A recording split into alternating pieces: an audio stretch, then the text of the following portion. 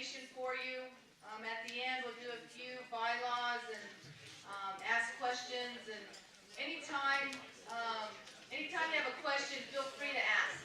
It's better that we just address it right away than wait to the end. But again, we have a long agenda, so we need to go ahead and get started. Make sure you sign in for the Athletics Directors Clinic up here in front. Also, what you will receive is a DVD. It is a brand new DVD for your preseason meetings. What we've decided as a staff to do that every single year so it's fresh and the kids can see something different and the parents don't have to sit through the same thing. But in that preseason meeting, I have it somewhere in here, but I'll just skip it when I get to it. In that DVD, it does start off with some past athletes of New Mexico who've gone on and done some things in their careers and some interviews with them.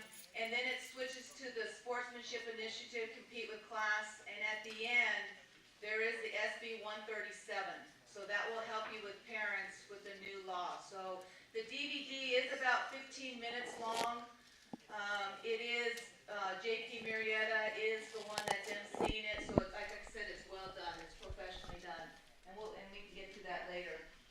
Now, I asked the staff, and I was trying to go back as to years and years and years ago.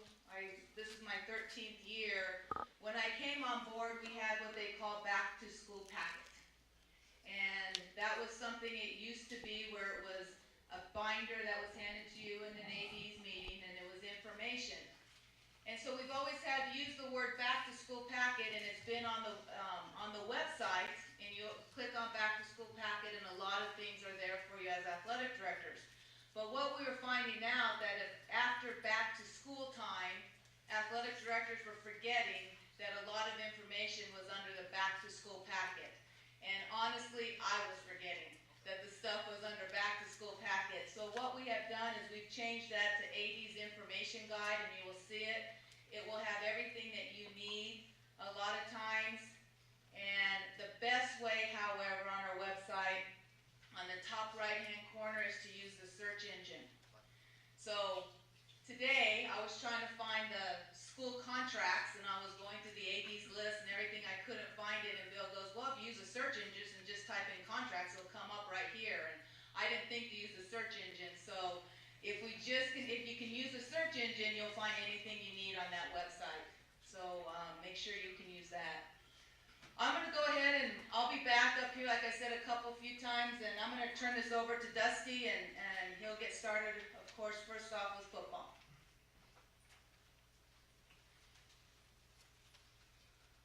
Thank you, Sally. Welcome back, everyone. As Sally mentioned, I'm going to start going over some bylaw changes that affect the sport of football.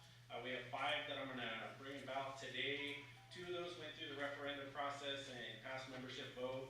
3 of them are state championship oriented, so they deal with just board approval only.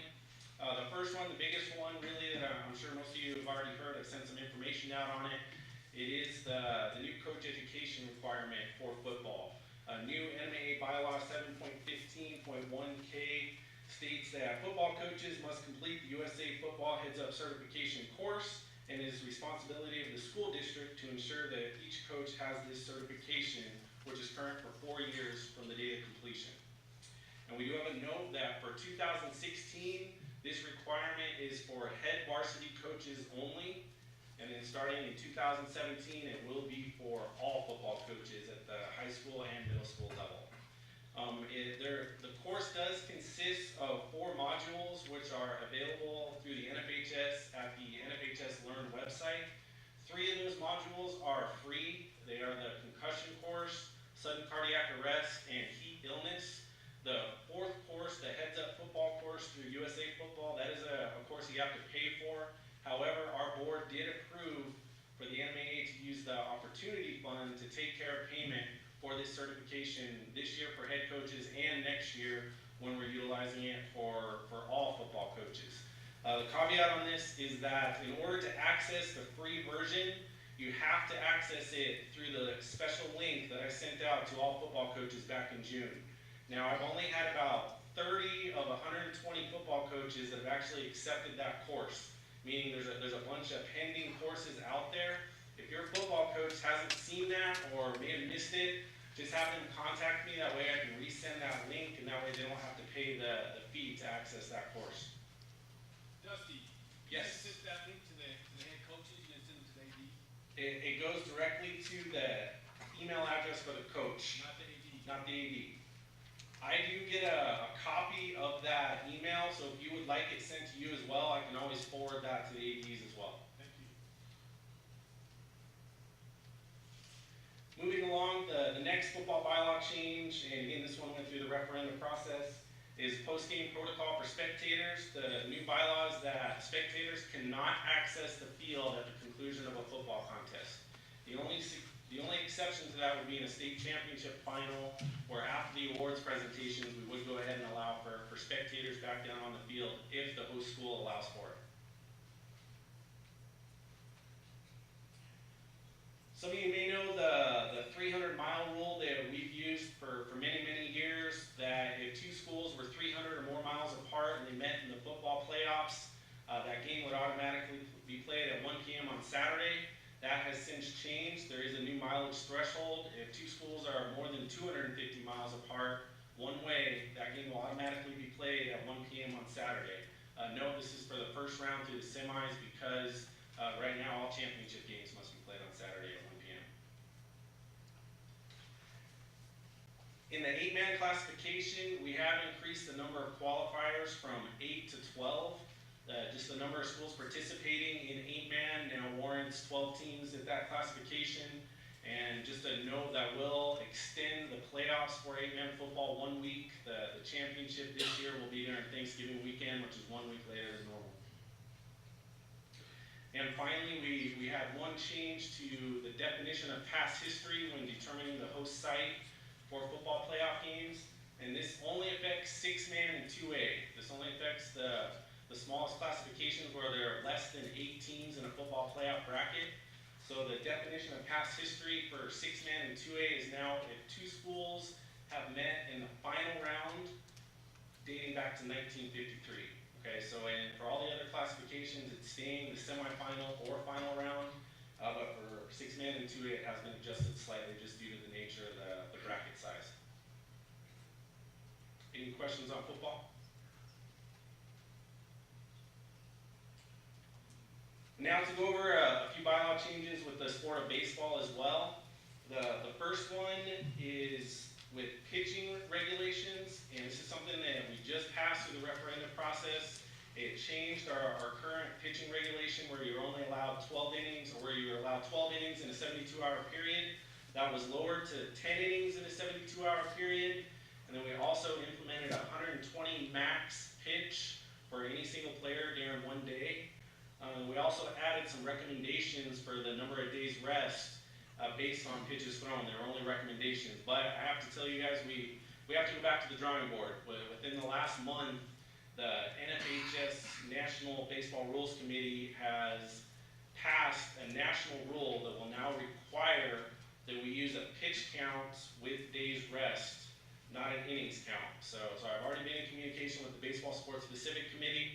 We will come up with a new proposal that will go to our commission and to the board and back to the membership in September. But I'm sure it'll look something similar to the recommendations we just put in place, but now because of the NFHS rule, we do have to make it a requirement. Wood bats, we voted the use of wood bats in back in 2012. It was up for review at the end of the 2016 season. It did receive a favorable vote, so the bylaws will not change. Wood bats are really here for good now, unless there's a move to change it moving forward. But again, wood and composite wood bats must be used for high school baseball games played in the state of New Mexico. The same exceptions do apply for those border schools that may be hosting tournaments. I know down in Cruces or in Clovis and those areas, you can allow for out-of-state teams to use BB Corps certified metal bats. But New Mexico schools, if you're playing here, you have to use wood or composite wood bats. In the quarterfinal rounds for baseball, typically a coin flip would determine the home team. Now we have made some changes where the higher seed will automatically be the home team unless they opt to be visitor. And that won't change for semifinals or finals. That will still be a coin flip. Just the quarterfinal rounds, that higher seed will be the home team. And a couple changes to participation limits in the sport of baseball. If the player participates as a courtesy runner only, it will not count towards that individual's game limitations for the year. So if you have a JV player that comes up to the varsity level and all they do is serve as a courtesy runner, it will not count towards their game limitations. And note here that courtesy running and pinch running is different. Courtesy running can only happen for the pitcher and the catcher, whereas a pinch runner is for any player. So if it's a pinch runner, it would count. If it's a courtesy runner, which is a speed up rule through the NMHS rulebook, then it would not count towards their participation limits. And the last one is innings of play. And this is something similar to the basketball 5-quarter rule. If a school plays 2 games on the same day at the same site versus the same school, so if you had a sub-varsity game and a varsity game back-to-back, an individual player could participate in up to 10 innings between those 2 games and have it only count as 1 towards their game limitation. So it's very similar to that basketball rule. It's just that we're using innings of play, obviously, instead of quarters. Any questions on those?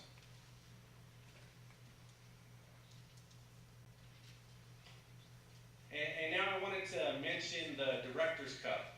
Some of you probably saw I sent out an email yesterday. We will be accepting applications for the 2015-2016 school year now through August 26th.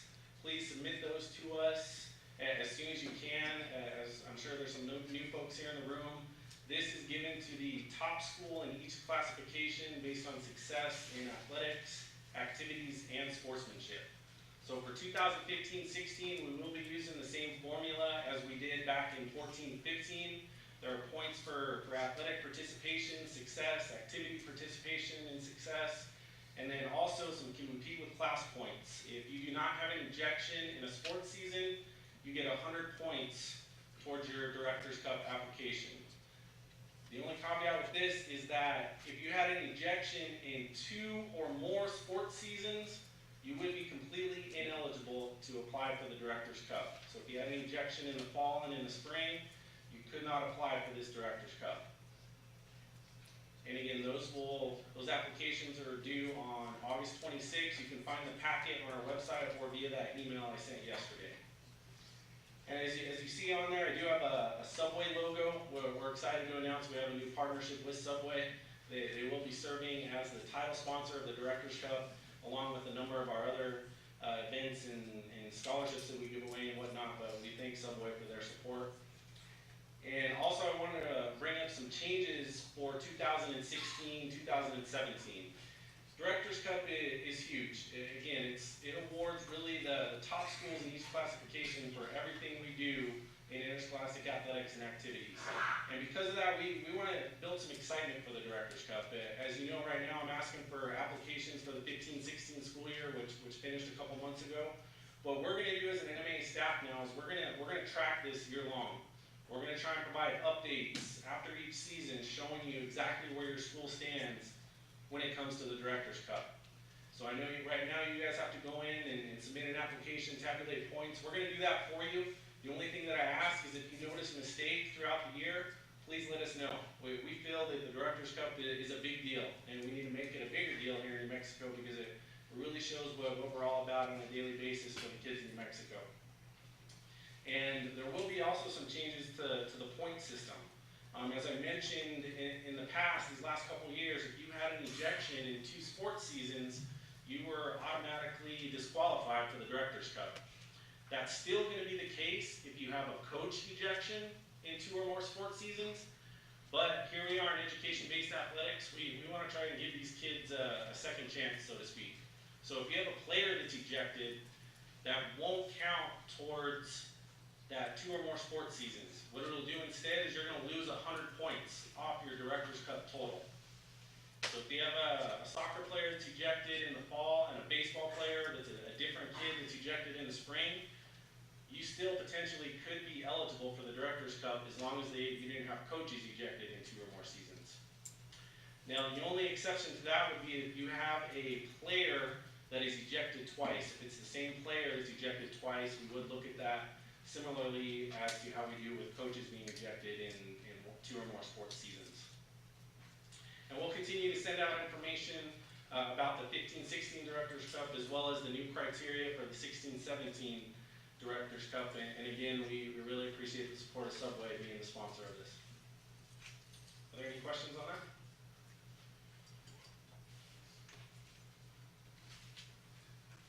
And again, one of the roles that I have at the NMAA is the Director of Corporate Development. I just mentioned Subway, they're our newest partner, and they're providing a ton of support not only to the NMAA but also to the NMAA Foundation. $5,000 of their sponsorship will go directly to student scholarships. We'll award those during state basketball again this year. We're excited for that partnership, and in addition to the funding they're going to provide to the NMAA, they'll also have some discounts for teams when you're traveling and things like that. I'll continue to send more information for Subway and then all of our other restaurant partners as we get going with the school year. We also have US Bank and Wilson as 2 of our big-time sponsors that have been with us for years and years.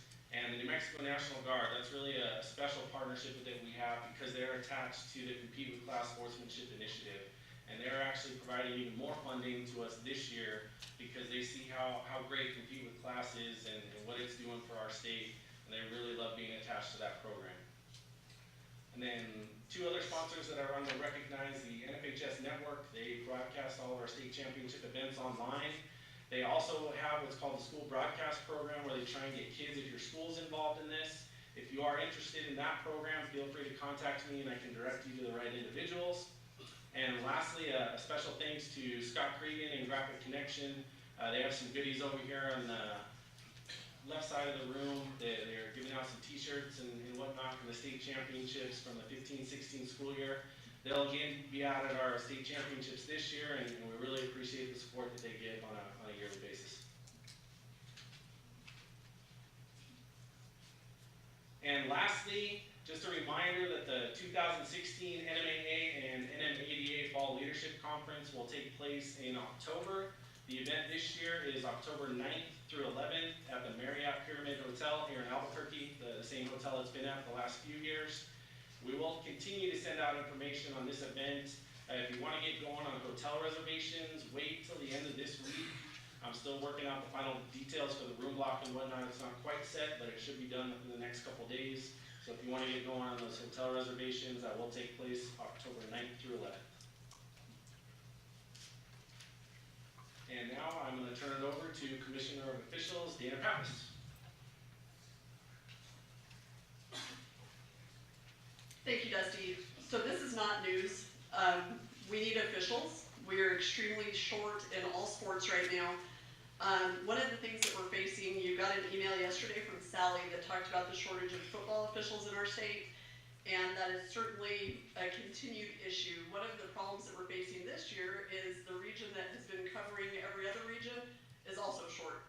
And there's a variety of reasons why that's occurring. We have officials who are can't get off work anymore, they have family commitments. The RMAC is killing us right now. The Rocky Mountain Athletic Conference has a rule that if you work for them, you can no longer work for high school. So we've lost a number of very high-level high school officials because they're working college, which we encourage, but it hurts us in the long run. We have had a number of athletic directors who have taken very active roles in trying to recruit officials for us. I don't want to throw you under the bus, but I will say Mark Gallegos from Portales and Greg Haston from Hobbs have really done a great job in the sport of soccer, kind of creating a group in those areas to be able to cover their games. So if you want to ask somebody who is a practitioner about how to maybe do that, I would recommend that you talk to one of those gentlemen. We are definitely short in soccer. We are definitely short in football. The financial burden that it causes all of you, we are well aware of with regard to mileage. So we do ask our assigners to try and spread that burden out a little bit. So hopefully the same school doesn't get an out-of-town official over and over and over again. If you have individuals in your school, in your community, the fan that officiates from 17 rows up at the football games, any of those individuals, we would be more than happy to sign up and train. We know that there's people in communities, we know that there are high school graduates who are maybe still in your community that aren't playing anymore. Maybe they need a few extra dollars. You're not gonna get rich doing this, but certainly it's a good income for somebody who's starting out, who's in college. If you have anybody, send me names and email addresses or phone numbers, addresses, any way that I can hit them up, and I will definitely do so. I will send out in the next couple of weeks. I apologize because you're gonna get a lot of emails. I've talked about football schedules yesterday, basketball schedules today, so I apologize for the volume of emails, but I will send out some information specific to recruiting officials that you all can use in your communities. If you can post things on your high school websites, your school district websites to help us, in the end it helps you as well. And we've got to come together as an association to get more officials. It can't all be our office simply because we don't know who is available in your communities to work. So if you have people who are, even kids that are still in school, we can use them at the sub-varsity level.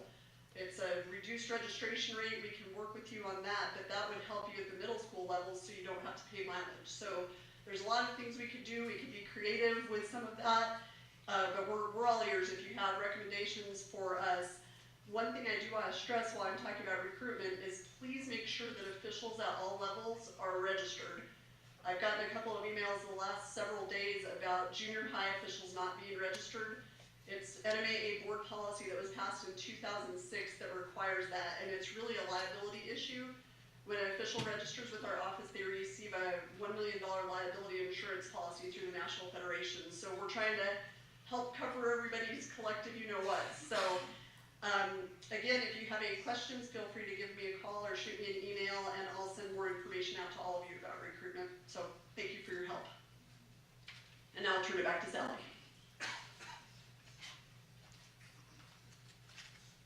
She didn't mention the reason we don't have officials is because of our parents.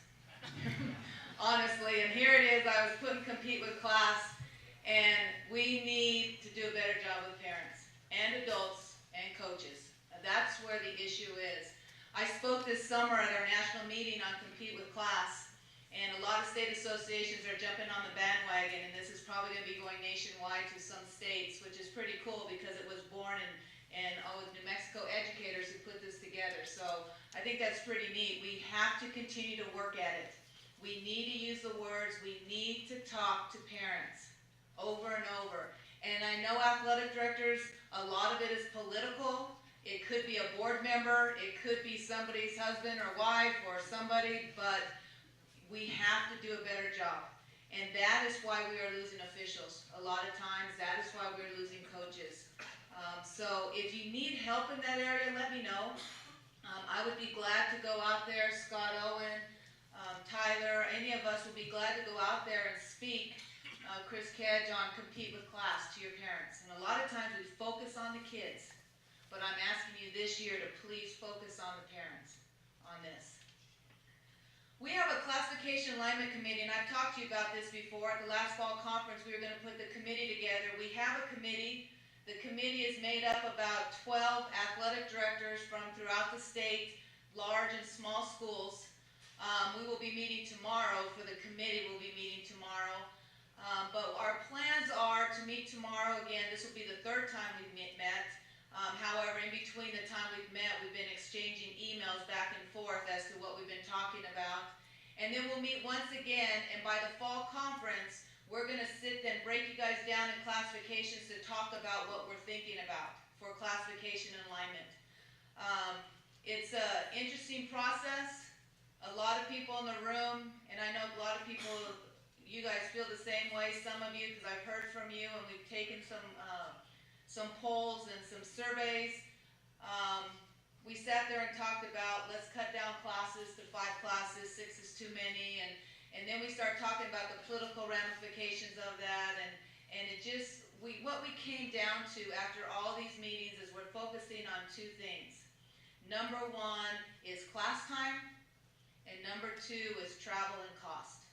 So every decision that we make are falling under those 2 criteria. So like I said, we'll keep working. The committee is a great committee, and we'll have something for you guys to discuss with us at the fall conference.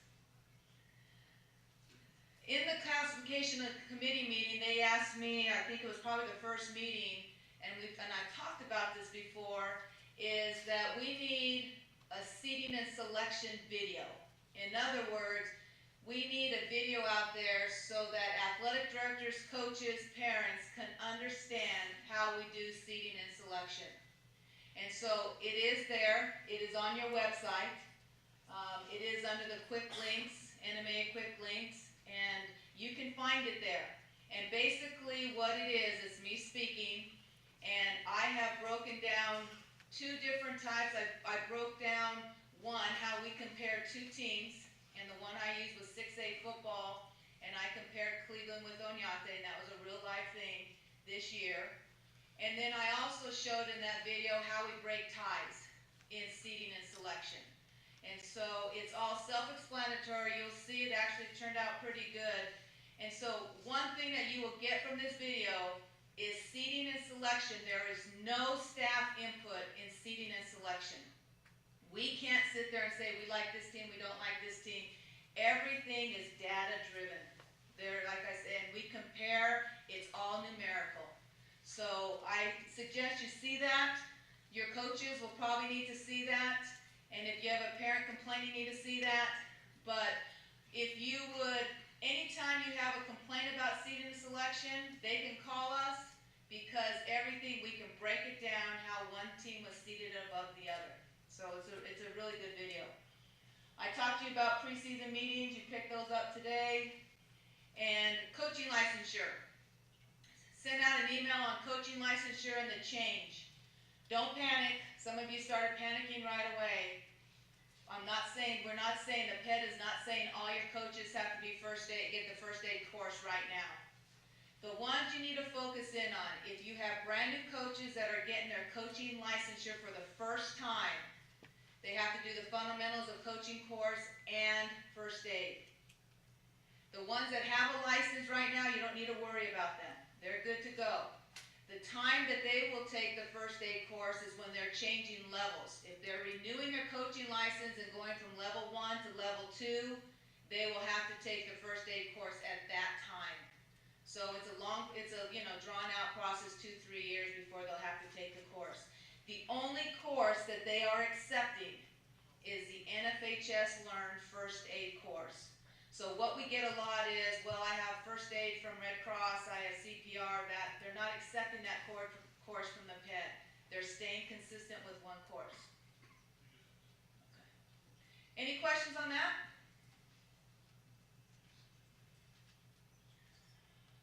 Okay, this is not going to be fun, but I'm going to go ahead and warn you a little bit, and then I'll run out the door and let somebody else come and speak here.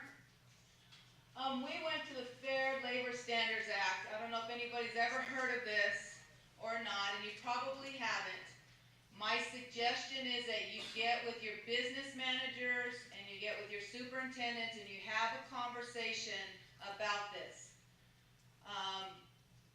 Basically, teachers are exempt from this law. So you don't need to worry about your teachers that are coaches. Okay, teachers are your exempt employees. You don't need to worry about their 40 hours a week, that type of thing. Contract coaches that are not in your schools, are not teachers, you don't need to worry about. Okay, so there's another chunk that you cannot worry about. The ones you need to focus in on are the non-exempt employees that are coaches. And when I say non-exempt, you're talking about secretaries, educational assistants, custodians, all of those that are non-exempt employees and are coaches are going to be under this act, and you're going to have a little bit of a difficult time. Basically what happened, starting December 1st, 2016, $47,476 is your threshold. Now, most of your EAs and custodians are not making $47,000. Before this, right now, today, the threshold is $27,000. So the federal government has jumped this to $47,000. If an EA, custodian, and so on are not making $47,000 and they are a coach, you are going to be under that time and a half over 40 hours a week. Which, for a lot of you, that's going to affect how you're gonna run things. So that's why I said, talk to your business managers, talk to your superintendents, they have all gone through this, so they understand what's going on and what's changing as of December 1st. Now, Palms and Associates is who the NMHSCA, the Public School Insurance Authority, that's who gave this talk to us last week and gave us all this good information. Basically, they kind of had a little bit of strategies for you, but these are not coming from the NMAA, this is coming from Palms and Associates. Again, talk to your business managers, you're gonna have to talk to auditors, you're gonna have to talk to your superintendents, but you need a conversation for those coaches that are non-exempt employees making less than $47,000. Again, that's not teachers. Teachers making less than $47,000 is not an issue, okay? This is just non-exempt employees. What they suggested, Palms and Associates, is you can have them volunteer for coaching. They can volunteer for that position and not get paid by the school district. That's another way to get around this.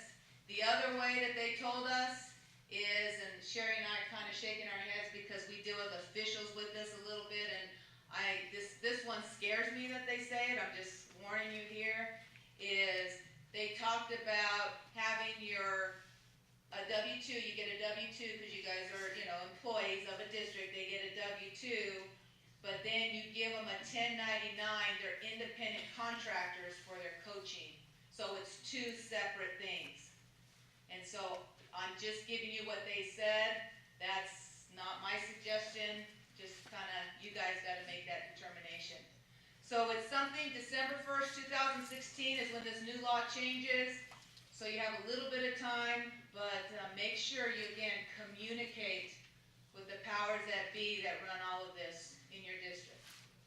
Any questions? I say questions, I probably can't even answer them. But any questions on this? Okay, I'm gonna go ahead and, now all the little grumblings here are talking, but this is a tough one for you, but I'm gonna go ahead and turn this over to Tyler, and we'll go ahead and go through Max Preps. Alright, just a couple real quick reminders. I will be your Max Preps contact in our office this year again. So if you have any issues or questions regarding roster schedules, can't get your photo up to go up, just give me a call. I'm more than happy to help. If you do have a question I can't answer, Jerry, our Max Preps contact, is really good about getting back to me and answering this call, so I'll get an answer for you, okay? One thing I did want to hit on real quick is about schedules. I don't know if a lot of coaches are aware of this, or if you are, but when putting your schedules up, if you put your home contests up, it will populate on your opponent's schedule. Okay, so if everybody puts their own home schedule up, then the schedules should all come together. You know what I'm saying? Alright, so the other thing I was going to say about the schedules is that helps with duplicates, duplicating stuff, or tournaments and things like that, where the name may be different, where it looks you're in a tournament on the same, you're in two tournaments on the same weekend, well, because maybe you named it something different than the whole school named it. Okay, so if you're hosting a tournament or an event or a home game, put those in your schedule, and it'll populate on those other teams' schedules as a way of things. Okay.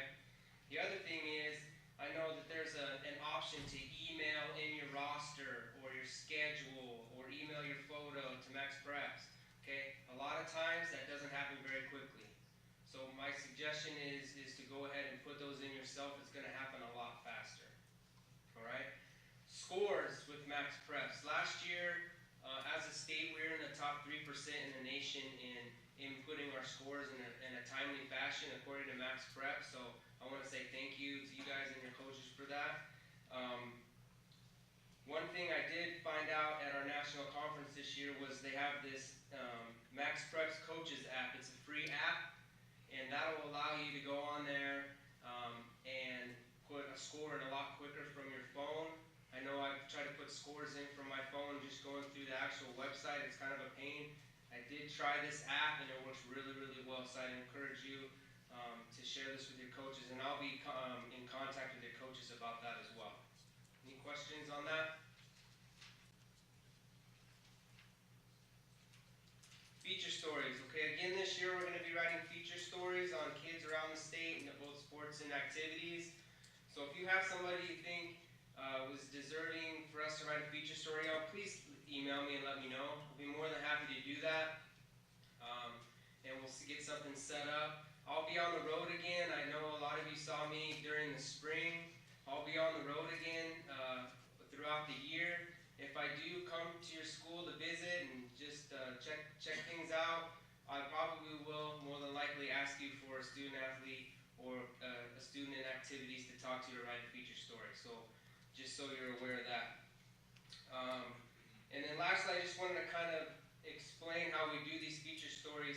I try to spread it out between classification, boy, girl, north, south, east, west. I try to spread those out so I don't have just a bunch of stories, like 3 or 4 stories in a row from kids up north. So I try to spread them out a little bit. So if I talk to one of your student athletes and you don't see the story for a couple weeks, that's why, because I'm just trying to spread them out and just trying to spread them out around the state. Okay? Any questions on that?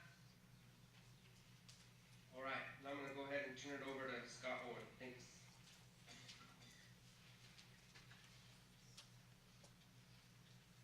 Thanks, Tyler. Afternoon, everybody. First, going to go over our health and safety self-audit. This form was just passed this June by our board of directors. And really, this is just a tool to assist you all in assessing how your health and safety policies stack up against, one, national standards, but 2, our NMAA bylaws. I think we all understand there's a high turnover rate in this profession, along with rules and policies that are constantly changing. And so really, we wanted to create this form for you as a comprehensive review of legal standards to, 1, increase your awareness and hopefully your compliance as well. The due date for this form will be annually every October 15th. Okay, and I'd like to iterate that this is not, by you signing and submitting this is not a guarantee of compliance. It's simply an acknowledgement that, hey, these standards exist, so you're aware and can follow suit. Again, you'll be able to find this information in the AD's information guide, formerly called the Back to School Packet, as well as our Sports Medicine Advisory Committee site. Any questions on that form? Okay. Project Hard Start. We're going to be continuing on with Project Hard Start, continuing to sponsor it and endorse it. However, our role with this initiative will be slightly changing. For those of you who are not familiar with our Project Hard Start initiative, it basically functions by taking a select few individuals in your school to be trained as facilitators. Those individuals go back to your school to train the rest of your school in compression-only CPR. So this is basically going to create a low-cost, self-sustaining model for your school. Again, we're going to continue to endorse it. We've provided regional trainings since 2014 around the state through a lot of hard work from Scott Evans and a lot of coordinators and volunteers helping him get those around the state. We're going to continue to conduct them during our coaches clinic and an NMAA fall clinic as well. However, if you miss out on those opportunities during the coaches clinic or the fall clinic, we're going to be referring those schools directly to Project Hard Start for the training. Amanda Dabaldone is going to be the school coordinator that you'll be working through. Her email contact is up here on the board. And you can also contact me directly if you need to get in touch with Amanda. Any questions on Project Hard Start? Anyone can save a life. Hopefully you've picked up the booklet. If not, you need to pick it up on your way out. This is the Anyone Can Save a Life Emergency Action Plan program. This was created by the Minnesota State High School League. It's been endorsed by the National Federation of High Schools. Additionally, the National Federation has actually gone through their foundation, approved a grant to provide every state association member school in the country with a booklet of this program. All right? And if you'll look on the back of this form, back to your credential, there's 14 legal duties of coaches and athletic directors, and one of them is to have an emergency action plan in place. And so it's vital that you have these in oversight for your various facilities in all levels of your sports. Okay, it's vital.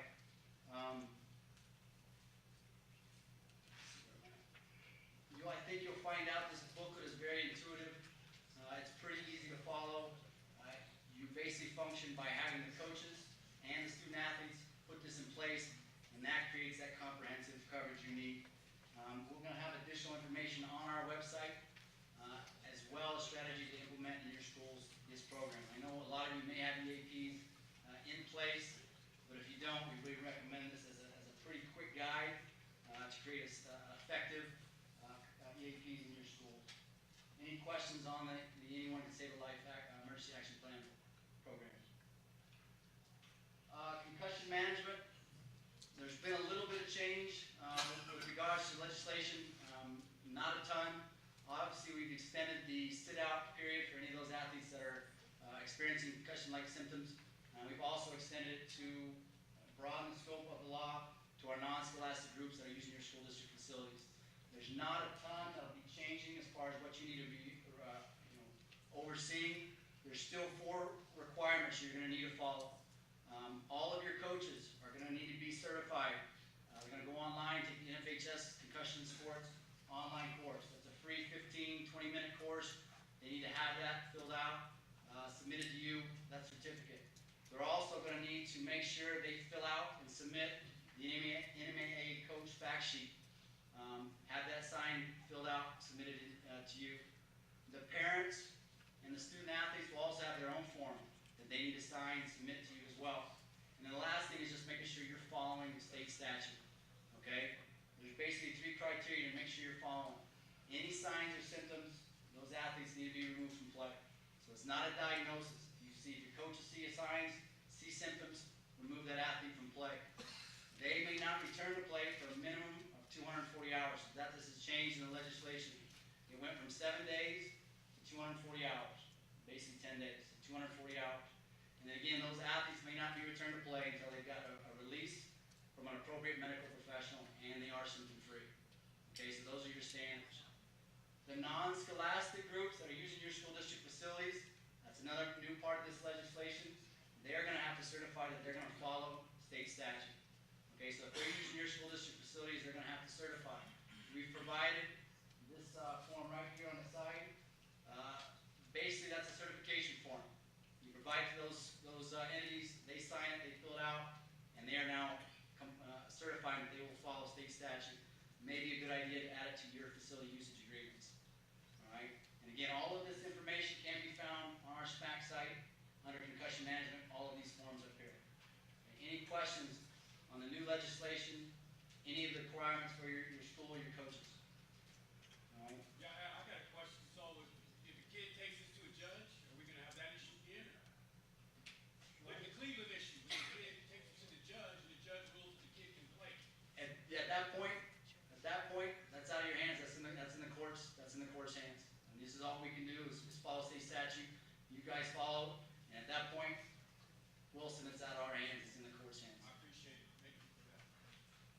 Any questions on this? Any more on the concussion piece? All right. At this time, I'm going to turn it over to Dr. Rick Campbell. He's a senior neuropsychologist and director at the University of New Mexico. He's going to discuss with you a little bit of a research project he's got going on.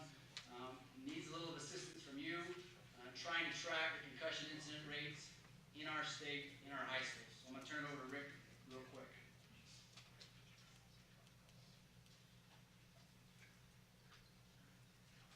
Thank you, Scott, and thank you for the NMAA allowing me to talk with you very quickly about a research project that we have designed that I think would be very helpful for us to learn more about sports concussion in New Mexico in our youth.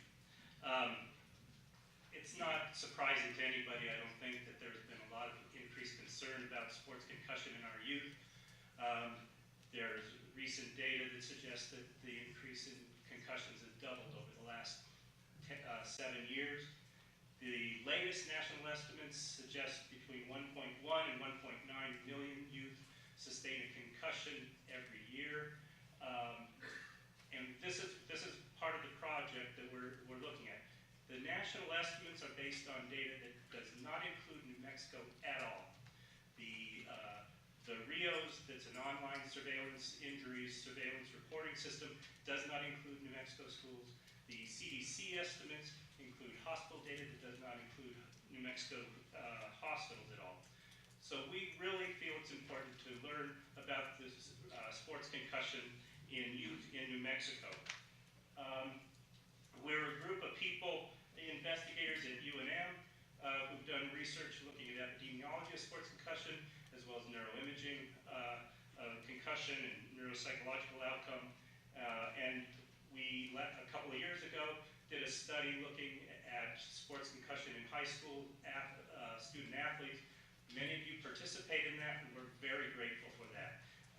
We had a 69% response rate to that survey, in which we asked you all to report on the number of concussions that occurred during the 2013-2014 school year. Some interesting data that came out of that, one of which we found that the overall rate based on the reports was 3%. This is a little bit higher than some comparable studies. We want to know more about that. We also learned that there was a high number of concussions that were reported in physical education classes. We don't know why, we want to learn about that more. So we are now, with the help of the New Mexico Brain Injury Advisory Council and the NMAA, which we're very grateful for, is we want to institute a new online concussion reporting system that will prospectively and longitudinally keep track of the rates of concussion for over the years, so we can look at trends and also look at concussion management practices so that we can help improve how we manage concussions in our youth. For participation in this, we will offer a $75 gift card at the end of the year for you all reporting concussions. We are asking that either athletic directors or a designated sports concussion reporter in your school to report that information. We've tried very hard to make it very short, not time-consuming at all, and easy to access. It will be accessible on the NMAA website under the quick links, under the sports medicine webpage, under the concussion management. It will be where the link is to that concussion tool. I ask you to write down my email address.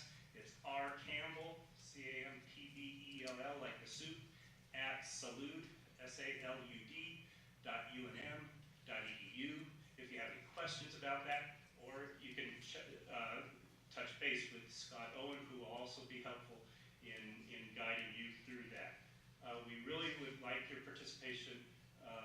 It will provide some very meaningful information for us as we look to help schools and youth sports clubs in managing sports concussion. Thank you.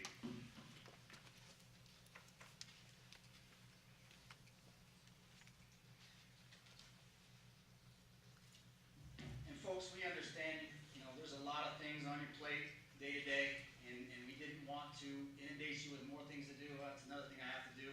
So we understand, if you have the time, if you have the resources, I think it's great information we can use as a state. But at the end of the day, we understand there's no obligation, it's totally voluntary. If you have the time, the resources, please do participate. Heat illness policy, pretty quick. We'll go through this. Basically, the rule is heat index policy is anything above 104 degrees heat index, you've got to cancel practice or postpone it until later when that heat index is dropped. Okay, the board-approved method for calculating heat index is through the National Weather Service. All right, that's the tool we use to calculate the heat index. All you have to do is go to our homepage. At the very bottom of the page is a link that says heat index. That link will take you onto the National Weather Service. Simply input your zip, and it will spit out the heat index. So anything above 104, you have to cancel practice or postpone it. And again, with all of our policies, you can choose to make it more stringent in your district or your school. I can't tell you how many calls I had last year from athletic trainers who probably should have gone to you first, but they came to me. I'm sitting on the turf field, it's 115 degrees, what do we do? You need to talk to your athletic director, you need to talk to your coach. This is our minimum standard. It's up to your schools, your district to decide what you want to do, if you want to make it beyond what we have approved. All right?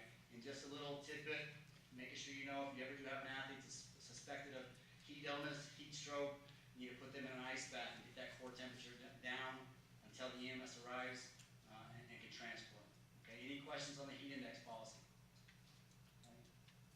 Life of an Athlete, we're going to be continuing on with our Life of an Athlete program. For those of you who are not familiar with our Life of an Athlete program, it's an free online curriculum designed to teach student athletes about the dangers of drugs and alcohol, and again, how it affects athletic performance. It's been a great resource for our schools. There's a lot of great information. I think we're all approaching nearly 50,000 course completions across the country, so it has been a great resource, and I encourage you to check it out. That's the link, lifeandathlete.com. And we've also been out to quite a few schools over the last 3 years. We hit 40 schools last year. We are happy to come out to your schools and present the program in person. It's a great way to connect to your schools, a great way to connect with your kids. I sometimes think that interaction actually makes it a more powerful presentation. So if you're interested, contact me, let me know. We will come out free of charge, and we enjoy coming out to your schools and doing it. Yeah. Last year there was a problem with deadline required us to internet online forms with a problem with their working out on its own. As far as I know, Cooper, it is. But if you come up with situations on the online form and not able to get on there, contact me directly. I'll get right in touch with the developers, and we'll make sure that they turn around pretty quickly. So if you ever do have those little snafus, just let me know. But as far as I know, that should be all taken care of. All right? Scott, I just want to tell you what a great job you did when you came down and covered that. It was very powerful, very effective, and I just would appreciate what you guys did. It was outstanding. Thank you. Thanks, James. And again, we enjoy coming out. We kind of couple it with our Compete with Class initiative, so do let us know. There's a few schools that requested last year we were able to hit, so they'll be kind of first on our priority list, but do touch base with me, and we will come out and present to your school. Okay?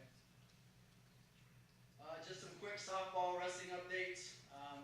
Last year, softball approved by the board was reduced from 16 to 12 state qualifiers. All right, that'll be in effect spring of 2017. So really nothing's going to change. We're going to have the tournament the same weekend it's always been. We will be removing the home of higher seed weekend, the weekend prior. Okay, we're going to bring all 12 teams to the state tournament. The format will stay the same. The bottom 8 seeds will have a single elimination play-in game. Losers are out. Winners are into the double elimination bracket, and the top 4 seeds will automatically earn a bye into the double elimination bracket. So we're going to remove that home fire seed weekend. We're going to bring everybody, all 12, to the state tournament. Keep the format the same. Okay? Any questions on that? Wrestling schools. The membership did approve track wrestling as the approved software for any varsity individual wrestling tournaments. Okay, so this is exclusive of dual meets, multi-dual meet events. You will not have to purchase the software for those events, but any individual varsity, individually bracketed tournaments will need to purchase the track wrestling software to run those events. All right, all events in the state of New Mexico. Okay, exclusive of dual meets. All right, I put tutorials on the wrestling webpage, so you can go on for those schools that aren't familiar with the software. You can contact me directly. I can walk you through it, but that will be a mandate for next year. Is baseball still 16 teams? Baseball is still 16. There's no Title IX issues with the 12? Different sports. They're viewed as different sports. Okay? Any other questions? All right, online eligibility. Sally and I kind of work together with eligibility. We are going to be trying to push a lot of our forms online. So right now we have, those PDFs, the downloadable PDFs. You print, you write it into it, and then you fax it to us. So a lot of our forms we're going to be trying to move online. So there'll be online fillable forms, and we're going to be releasing those progressively over the course of the year. You'll be kept up to date through email, through Monday Morning News. We'll let you know when they're coming out. The first form that's ready to be launched, and we're probably going to launch it shortly after this meeting, right before the end of the week, is our 8th grade participation form. Okay, so in the past, you may have given it to your coach, and your coach may have given it to the parent, or the kid may have just signed it and turned it in. We're going to have everybody coming to any individual that's going to make that choice to participate up as an 8th grader is going to have to come into the office, parent, student athlete, in your office, sign it online, fill out all the information. You sign it, parents sign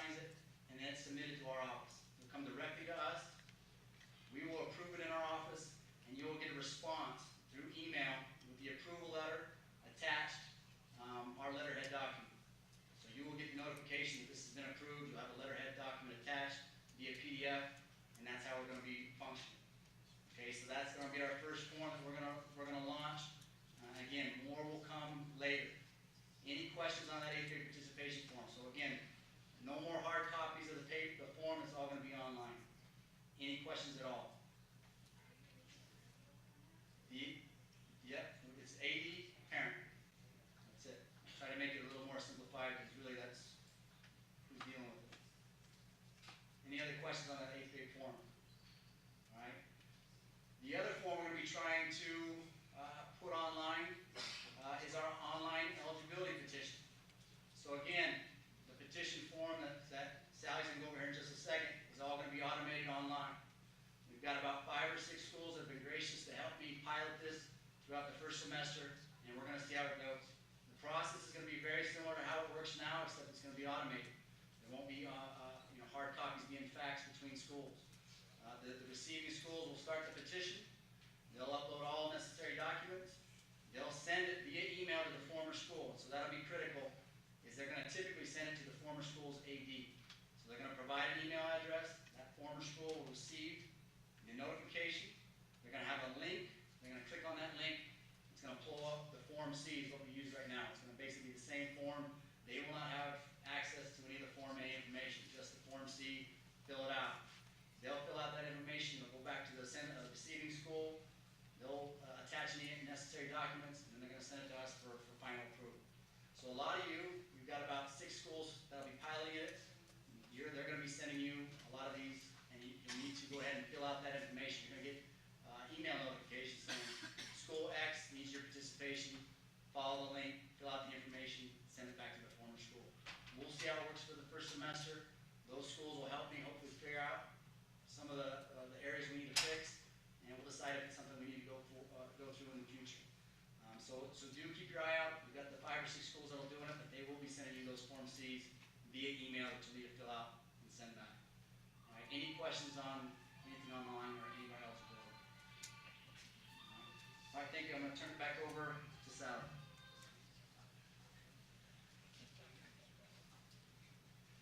Okay, like Scott said, we're going to try to, every single form that we have, we're going to try to put online by the end of the year. So that means even coaches' input forms for seating and selection, district chairpersons when you send in that for seating selection, spirit registration forms. I can go on and on and on.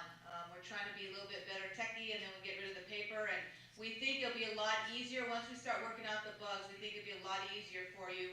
We always I don't get the Form C back. Well, I think if somebody gets it in their inbox and can fill it out real quick and they'll send back right away, we don't have to worry about fax, losing it in fax, and so on and so forth. One thing about petitions, and this is right now before we go online, we will not be accepting a petition that's filled out by a parent or a student. It needs to be done by you. And what's going on is we've got some legal things that can take place with this. We have a lot of athletic directors that are handing it to the coach is handing it to the kid, and the parent is filling out Form A. The parent is going to the sending school and handing them Form C. The ADs are giving it back to the parent. We don't know what has happened from that AD filling out Form C back to the parent. I mean, has anything erased, changed? There is nothing there that we can say is actually concrete. So we will not be accepting them. They must come from the athletic director. So if it gets back to you, give us a packet, it gets back to you, and a lot of them on Form A say, I am moving to so-and-so, you know, it's and you can tell. You guys know what we're talking about. So make sure that the athletic directors are doing this. On that online 8th grade form, Scott said you're gonna sign it. Well, it's one of those, it's a signing with the mouse. And that's why that parent has to come into your office to sign. So it's going down, and those are legal documents coming from us, to us. Couple things I just want to go through real quickly, some changes. Out of season coaching, nothing has changed at the high school level in out of season coaching. However, there is no out of season coaching at the middle school. When their season is done, those coaches are done with them. They need to go on to the next sport. So we're not gonna have open gyms and everything else at middle school. That was just voted on by the membership. So now, the only 8th graders that can go up and do out-of-season coaching with the high school in the spring, I'll give you an example, in the spring, you brought an 8th grade up for basketball to the high school level. Now it's out of season in the spring. That 8th grader that was brought up to the high school level, who's already made their open enrollment choice, can do out of season with the high school. But the middle school 8th graders cannot. And that was a change. Any questions? Yes, Sally, so what if the 8th grade basketball coach, after the basketball season is over, brings all the 8th graders up? Well, that would be up to, of course, the coach and the AD, you know, do we bring them up, do we not? We have a lot of them that aren't bringing them up, but I do foresee, just to get them in out of season, that all of a sudden they're gonna bring them up, so hey, we brought them up. If you brought up, participation form signed, and they know that's their open enrollment choice. But I'm hoping that doesn't happen to get around it, but you are correct. Softball in the fall. Things that have been happening, where are we at there? Softball in the fall, for out-of-season coaching, if they're 7th and 8th graders, the team has not been picked. 9 through 12.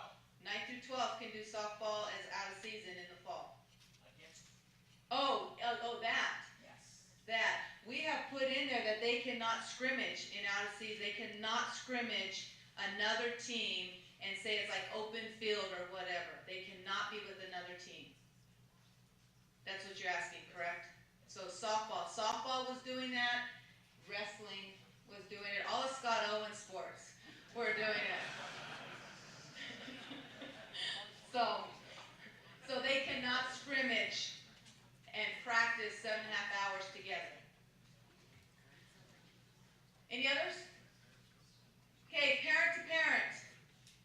This really is not a change as to how I was ruling on parent to parent.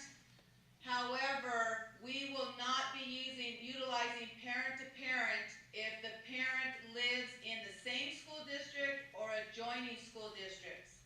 So in other words, what we were doing is if they lived in Los Lunas and a parent lived in Valencia, the mom lived in Los Lunas, the parent lived in Valencia, they were really 50-50 all along. But they were going and they were living with mom and they didn't like Los Lunas, so now they're gonna go live with dad and use parent to parent to get eligible. We are not allowing that. Same thing, Farmington PV. Farmington Aztec, adjoining districts. They cannot use parent to parent. Belen, Los Lunas, Las Cruces, Gadsden. Okay, those are adjoining districts where a kid can still go back and forth, live in any house and get to their school. So you cannot use parent to parent for eligibility in those situations. Eligibility retention. In order to use eligibility retention, this kid must be at your school for 1 calendar year before they can use eligibility retention. An example, we have somebody from Socorro moved to Belen, decided that they were going to pick up a move, and one of those parents that get into an apartment, we can only see bona fide residents. We have investigators, we've tried. The parent has made a bona fide residence move from Socorro to Belen. We rule eligible, and all of a sudden the parent is going right back to Socorro, and I'm just using those as an example, to Socorro because they've already gained eligibility through our office, and they're going to use eligibility retention, and they've really only been in the apartment 2 months. So what we are saying is if a parent is going to go to a community, they must go to that school and be in that community for 1 full year, and if they move out, then you can use eligibility retention. If not, and the parent moves again, they will become ineligible. They do not have the choice to stay at that school still. Questions?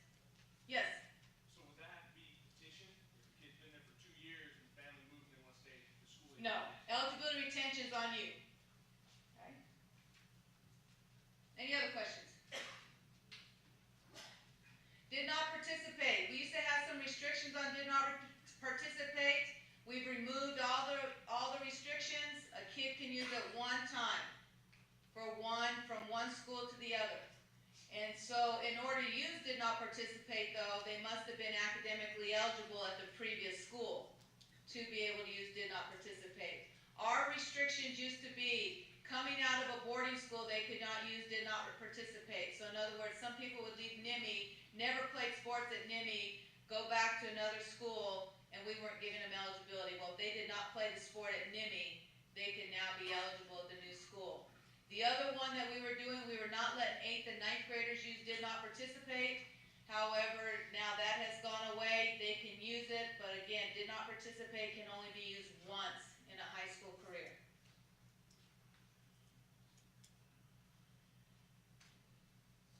This is, I went to the commission and the board and kind of a little chuckle because I don't know if half of you realize that in the bylaws it states that a student athlete that's ineligible cannot practice with the team. The only way that an ineligible player can practice with the team is for academic, scholastic ineligibility. Well, what was going on in the petition process and everything else, you had the kids practicing before they were even petitioned or approved eligibility or everything else like that. So when then we found out when kids were ineligible, they were managers, so they were still practicing with the team and when they were ineligible. So we have removed that. It is up to you as an athletic director how you want to do that at your school. If you want to let ineligible kids practice, that's up to you. But, so we removed that in the bylaws. And Spirit, we had our clinic on Sunday. About 100 and I would say about 110 coaches showed up at the Spirit clinic. And one thing that I went over with them, and I want to go over with you, every Spirit coach, if they're working with your kids, and I'll tell you, choreographers, stunt, when they're doing the tumbling coaches, all of those anybody working with kids must have a license, and they also must be ACA certified. Now, it is up to you as athletic directors to make sure they're ACA certified. What happens is I send an email out in January, you've seen those, these coaches are not ACA certified, they're not ACA certified. It is not my job to find out if somebody's ACA certified. That's just like a pole vault coach being pole vault certified. It's the same thing. It is a safety and liability for you. If something happens in the world of Spirit, and those coaches are not ACA certified, you know the attorneys are going to be right down your throat because they have not taken a safety course. So make sure that your Spirit coaches are ACA certified. That's for sideline as well. So whether it's competitive, sideline, whatever you're doing with Spirit, they must be licensed and ACA certified. Any questions? Game contracts. We've been talking about game contracts for years, passing the bylaws that an email from one athletic director to another through the legal court system is legal and binding. So whether you want to sign the contract that we have online or you want to do it through email, when you say, yes, we will play so-and-so at so-and-so, that is a contract. So email now can be a binding contract as far as, you know, you have a game there with that team. Questions with that? Okay, I'm going to go ahead and turn this, over to Chris. Where are we, Chris? There we go. I'm going to turn this over to Chris, talk about the foundation. Once again, the NMAA Foundation will host its 4th annual fun run this Saturday at Albuquerque Academy. We thank Albuquerque Academy for providing the facilities. So far, I've had 8 schools express interest that they're going to be bringing some of their cross-country athletes. We invite all of you and people in your community to take part in that, where all the funds go towards funding the NMAA Foundation. Hall of Fame nominations. Gene Pino has usually done this in the past. We are currently accepting applications for Hall of Fame nominees. If you have anyone that you feel would be worthy of that that honor, please email me or contact me, and we can get the ball rolling there. Scott Evans.